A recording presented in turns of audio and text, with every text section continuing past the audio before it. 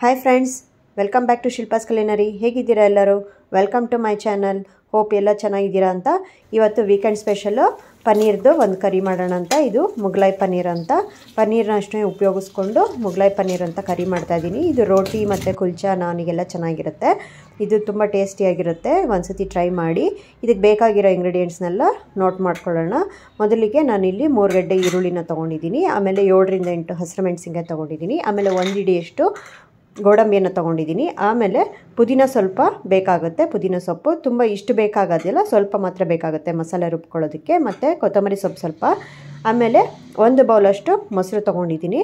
ಆಮೇಲೆ ಗರಂ ಮಸಾಲ, ಚಕ್ಕೆ, ಲವಂಗ, ಏಲಕ್ಕಿ ಮತ್ತು ಮೊಗ್ಗು ತೊಗೊಂಡಿದ್ದೀನಿ. ಆಮೇಲೆ ಧನಿಯಾ ಪೌಡರು ಮತ್ತು ಜೀರಾ ಪೌಡರ್ ಬೇಕಾಗುತ್ತೆ. ಮತ್ತು ಕಾಳು ಮೆಣಸಿನ ಪುಡಿ ತೊಗೊಂಡಿದ್ದೀನಿ.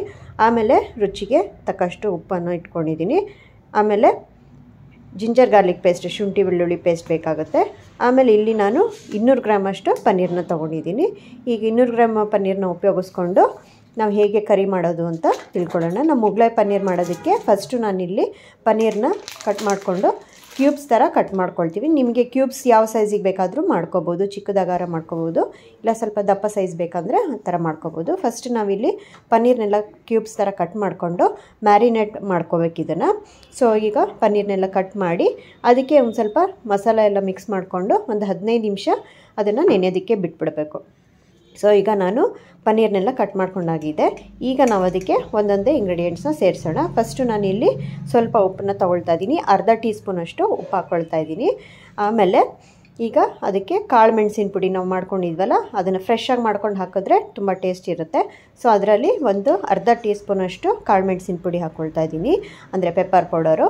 ಆಮೇಲೆ 1 ಸ್ಪೂನಷ್ಟು ಜಿಂಜರ್ ಗಾರ್ಲಿಕ್ ಪೇಸ್ಟ್ ಅಷ್ಟು ಹಾಕ್ಕೋಬೇಕು. ಆಮೇಲೆ ನಾವೀಗ ಅದಕ್ಕೆ ಸ್ವಲ್ಪ ಎಣ್ಣೆನ ಹಾಕ್ಕೊಳ್ತಾ ಇದ್ದೀನಿ. 2 ಟೀ ಸ್ಪೂನಷ್ಟು ಎಣ್ಣೆ ಹಾಕ್ಕೋಬೇಕು. ಆಮೇಲೆ ಒಂದು ಸ್ವಲ್ಪ ಕೊತ್ತಂಬರಿ ಸೊಪ್ಪು ಹಾಕ್ಕೋಬೇಕು. ಆಮೇಲೆ ಮೊಸರು 3 ರಿಂದ 4 ಸ್ಪೂನಷ್ಟು ಹಾಕ್ಕೋಬೇಕು.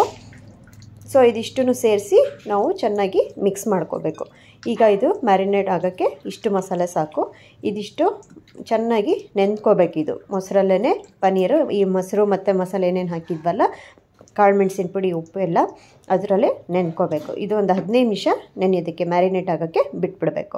ಸೊ ಅದೆಲ್ಲ ಮಸಾಲೆ ಹೀರ್ಕೊಳ್ಳುತ್ತೆ. ಈ ಗ್ರೇವಿ ಬಂದು ವೈಟ್ ಕಲರ್, ಅಂದರೆ ಸೆಮಿ ವೈಟ್ ಕಲರ್ ಗ್ರೇವಿ. ಇದು ಕ್ರೀಮಿ ಕಲರ್ ಇರುತ್ತೆ, ಟೆಕ್ಸ್ಚರು ಕ್ರೀಮಿ ಟೆಕ್ಸ್ಚರು ತುಂಬ ಚೆನ್ನಾಗಿರುತ್ತೆ ಇದು ಗ್ರೇವಿ. ನಾನಿಗೆ, ಬಟರ್ ನಾನಿಗೆ, ಕುಲ್ಚಾಗೆ, ರೋಟಿಗೆಲ್ಲ ತುಂಬ ಚೆನ್ನಾಗಿರುತ್ತೆ. ಮೊದಲಿಗೆ ಈಗ ನಾವು ಒಂದು ಪ್ಯಾನಲ್ಲಿ ಎಣ್ಣೆ ಕಾಯಿಟ್ಟಿಟ್ಟು ಅದಕ್ಕೆ ಚಕ್ಕೆ, ಲವಂಗ, ಮೊಗ್ಗು, ಸ್ಟಾರ್ ಅನೈಸ್ ಅಂತ ಬರುತ್ತಲ್ಲ ಅದನ್ನು ಹಾಕ್ಕೋಬೇಕು. ಆಮೇಲೆ ಹಸಿರು ಮೆಣಸಿನ್ಕಾಯಿ ಹಾಕ್ಕೋಬೇಕು. ಶುಂಠಿ, ಬೆಳ್ಳುಳ್ಳಿ, ಈರುಳ್ಳಿ ಇದಿಷ್ಟನ್ನು ಹಾಕ್ಕೊಂಡು ಚೆನ್ನಾಗಿ ಮೀಡಿಯಮ್ ಫ್ಲೇಮಲ್ಲೇ ಹುರ್ಕೋಬೇಕು. ಇದು ನಾವು ಮಸಾಲೆ ರುಬ್ಕೊಳ್ಳೋದಕ್ಕೆ ಫಸ್ಟು ಇದಿಷ್ಟು ಹುರ್ಕೊಳ್ತಾ ಇದ್ದೀವಿ. ಶುಂಠಿ, ಬೆಳ್ಳುಳ್ಳಿ, ಹಸಿರು ಮೆಣಸಿನ್ಕಾಯಿ ಮತ್ತು ಈರುಳ್ಳಿ. ಈಗ ನಾನು ಗೋಡಂಬಿ ಕೂಡ ಇದರಲ್ಲೇ ಹಾಕ್ಕೊಳ್ತಾ ಇದ್ದೀನಿ. ಮತ್ತು ಚಕ್ಕೆ, ಲವಂಗ ಎಲ್ಲ ಇದರಲ್ಲೇ ಇದೆ. ಈ ಗೋಡಂಬಿ ನಾವೇನು ತೊಗೊಂಡಿದ್ದೀವಲ್ಲ ಅಷ್ಟನ್ನು ಹಾಕ್ಕೋಬೇಕು. ಗೋಡಂಬಿ ಹಾಕ್ಕೊಳ್ಳೋದ್ರಿಂದ ಗ್ರೇವಿ ತಿಕ್ಕಾಗಿ ಚೆನ್ನಾಗಿ ಬರುತ್ತೆ.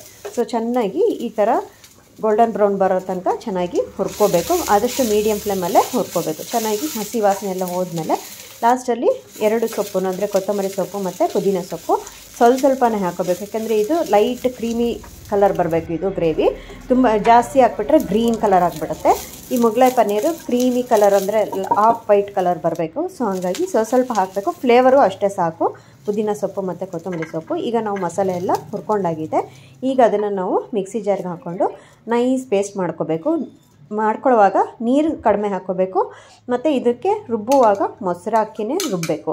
ಇದಕ್ಕೆ ಮೇಯ್ನ್ ಬೇಸ್ ಬಂದು ಮೊಸರು ಮತ್ತು ಕ್ರೀಮು. ಓಕೆ, ಈಗ ನಾವು ಮಿಕ್ಸಿಗೆ ಈ ಮಸಾಲೆಯನ್ನು ಹುರಿದಿರೋದೆಲ್ಲ ಇದನ್ನು ಹಾಕ್ಕೊಂಡಿದ್ದೀವಿ.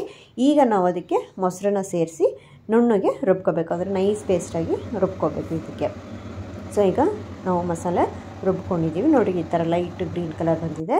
ತುಂಬ ಡಾರ್ಕ್ ಗ್ರೀನ್ ಇರಬಾರ್ದು. ಅದಕ್ಕೆ ಸ್ವಲ್ಪನೇ ಸೊಪ್ಪು ಹಾಕ್ಕೋಬೇಕು. ಈಗ ಮತ್ತೆ ನಾವು ಒಂದು ಪ್ಯಾನಲ್ಲಿ ಈಗ 2 ಟೇಬಲ್ ಸ್ಪೂನಷ್ಟು ಎಣ್ಣೆ ಹಾಕಿ, ಎಣ್ಣೆ ಕಾದ್ಮೇಲೆ ಈಗ ನಾವು ಏನು ಮ್ಯಾರಿನೇಟ್ ಮಾಡಿದ್ವಲ್ಲ ಪನ್ನೀರು, ಅದನ್ನು ಹಾಕ್ಕೋಬೇಕು. ವಿತ್ ಮೊಸರೆ ಹಾಕ್ಕೋಬೇಕು. ಸೊ ದಟ್ ಅದರಲ್ಲಿ ಚೆನ್ನಾಗಿ ಫ್ರೈ ಆಗಬೇಕು. ಇದನ್ನು ಲೋ ಫ್ಲೇಮಲ್ಲೇ ನಾವು ಆದಷ್ಟು ಇದನ್ನು ಫ್ರೈ ಮಾಡ್ಕೋಬೇಕು. ಪನ್ನೀರನ್ನ ನಾವು ಫ್ರೈ ಮಾಡ್ಕೊಂಡು 2 ಸೈಡನ್ನು ಫ್ರೈ ಮಾಡ್ಕೊಂಡ್ಮೇಲೆ ನಾವು ಜೀರಿಗೆ ಹಾಕಿ ಪಲಾವ್ ಎಲೆ ಹಾಕಿ ಹಸಿರುಮೆಣಸಿನಕಾಯಿ ಎರಡು ಸೈಡನ್ನು ಅದನ್ನು ಹಾಕಿ ಕೈ ಆಡಬೇಕು. ಈ ಕಡೆ ಫ್ರೈ ಮಾಡಿಕೊಂಡು ನಾವು ಏನು ಮಸಾಲೆ ರುಬ್ಕೊಂಡಿದ್ದೀವಲ್ಲ ಅದನ್ನು ಹಾಕಿ ಸ್ವಲ್ಪ ಚೆನ್ನಾಗಿ ಕುದಿಸ್ಕೋಬೇಕು. ಅದನ್ನು ಮಸಾಲೆ ಸ್ವಲ್ಪ ನೋಡಿ ಈ ಥರ ತಿಕ್ಕಾಗಿ ಬಂದಿದೆ ಇದು ಮಸಾಲೆ. ಈ ಮಸಾಲೆ ಚೆನ್ನಾಗಿ ಕುದಿಬೇಕು. ಅದು ಚೆನ್ನಾಗಿ ಹಸ ವಾಸನೆ ಹೋಗೋವರೆಗೂ ಕುದಿಬೇಕು. ಈಗ ಚೆನ್ನಾಗಿ ಕೈ ಆಡ್ತಾ ಇರಬೇಕು. ಆಮೇಲೆ ಇದಕ್ಕೆ ನಾವು 1 ಸ್ಪೂನಷ್ಟು ಜೀರಾ ಪೌಡರು ಅಂದರೆ ಜೀರಿಗೆ ಪೌಡರು ಮತ್ತು 1 ಸ್ಪೂನಷ್ಟು ಧನಿಯಾ ಪೌಡರು ಇದೆರಡೂ ಹುರ್ಕೊಂಡು ಮಾಡ್ಕೊಂಡಿರೋದು. ಫ್ರೆಶ್ ಆಗಿ ಆವಾಗ ಹುರ್ಕೊಂಡು ಮಾಡಿದ್ರೆ ಟೇಸ್ಟ್ ತುಂಬ ಚೆನ್ನಾಗಿರುತ್ತೆ.